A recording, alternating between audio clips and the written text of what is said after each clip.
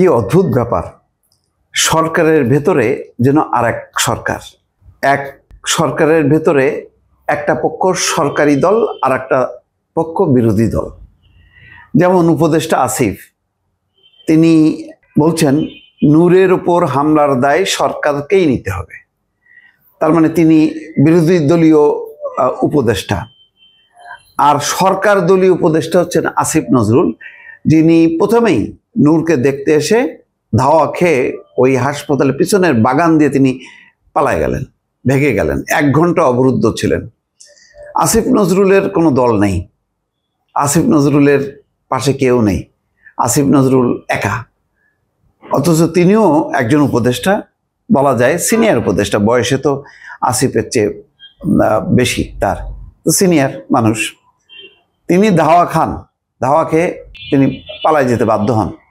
আর আসিফ মাহমুদ সজীব ভুঁইয়া, তিনি নূরকে দেখতে এসে পরে সবার সামনে প্রেসকে বলতেছে যে নূরের উপর হামলার দায় সরকারকেই নিতে হবে।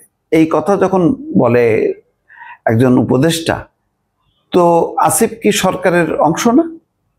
তাহলে দায় নিয়ে ওই পদত্যাগ করে না কেন?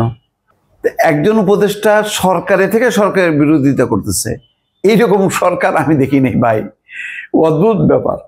এটা মনে হচ্ছে যে আসিফ যদি আজকে গণ অধিকার পরিষদ করতো বা অন্য দল করতো, তাহলে একটা মানান ছিল যে সে, যেমন অন্যরা সবাই বলছে যে এই সরকারকে দায় নিতে হবে, ওয়াকারকে এসে ক্ষমা চাইতে হবে, অমুক তমুক কি মানে স্বরাষ্ট্র উপদেষ্টাকে পদত্যাগ করতে হবে বলছে না, বলছে তো। আসিফ তো সেই দায়টাই দিল, তাহলে সেই দায়টা নিয়ে এখন স্বরাষ্ট্র উপদেষ্টা পদত্যাগ করবে নাকি সরকারই পদত্যাগ করবে? সরকার যদি পদত্যাগ করে এই দায় নিয়ে, তাহলে উপদেষ্টা আসিফের ভাগ্য কোথায়?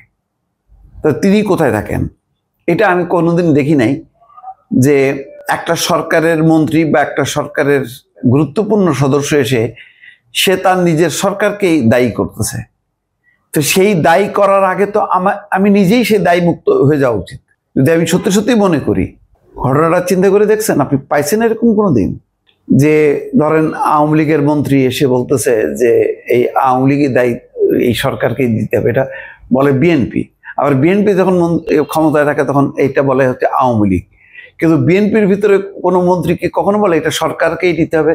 তার মানে সরকার তো দায়ী বলেই তার মানে বিচার বিভাগীয় যে তদন্ত কমিশন করা হলো, কি জন্য করা হলো? যে দায় দায়িত্ব নিরূপণ করা, যে কারা দায়ী, এই ঘটনাটা কেন ঘটলো।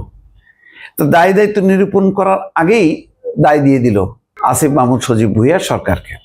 ভাই, পৃথিবীতে আমি জানি না, বহু সরকার আসবে যাবে, কিন্তু এইরকম সরকার আর আসবে কিনা জানি না, যে উপদেষ্টা নিজেই নিজের সরকারকে মানে দোষী করতেছে। এক উপদেষ্টা সদম্ভে বলতেছে, সরকারকে দায়ী করতেছে, আর এক উপদেষ্টা নূরকে দেখতে এসে সে মানে ধাওয়া খেয়ে পিছন দিক দিয়ে পালাই যাচ্ছে। এটা মানে একটা সার্কাস। এই সার্কাস কতদিন চলবে আমি বুঝতে পারতেছি না আর কি। বা এই সার্কাসের পরিণতি, সরকারের পরিণতি সব মিলে কোথায় যে ঠেকবে আল্লাহ মালুম। ভালো থাকবেন, আল্লাহ হাফেজ।